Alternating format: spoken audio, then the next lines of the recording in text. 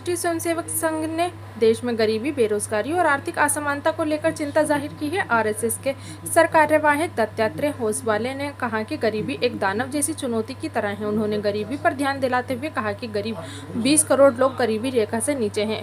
उन्होंने इस स्थिति के लिए देश की आर्थिक नीतियों को जिम्मेदार ठहराया है। स्वदेशी जागरण मंच की ओर से स्वावलंबी भारत अभियान के तहत आयोजित एक कार्यक्रम के दौरान दत्तात्रेय होसबाले ने कहा कि कई प्रगति के बावजूद अभी भी कुछ ऐसे क्षेत्र हैं जहां देश चुनौतियों का सामना कर रहा है। उन्होंने कहा कि गरीबी हमारे सामने एक दानव जैसी चुनौती है। हमारे लिए गरीबी के दानव को मारना जरूरी है। हमें इस बात का दुख होना चाहिए कि 20 करोड़ लोग गरीबी रेखा के नीचे हैं। उन्होंने कहा कि 23 करोड़ से अधिक लोगों की आय 275 रुपये प्रतिदिन से भी कम है। होसबाले ने कहा कि गरीबी के अलावा असमानता और बेरोजगारी दो चुनौतियां हैं जिनसे निपटने की जरूरत है।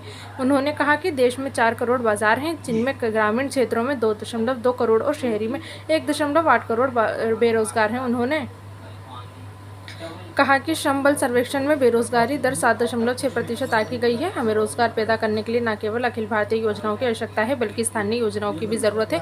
होसबाले ने कुटीर उद्योगों को पुनर्जीवित करने तथा ग्रामीण क्षेत्रों में अपनी पेट बढ़ाने के लिए कौशल विकास क्षेत्र में और अधिक पहल करने का भी सुझाव दिया।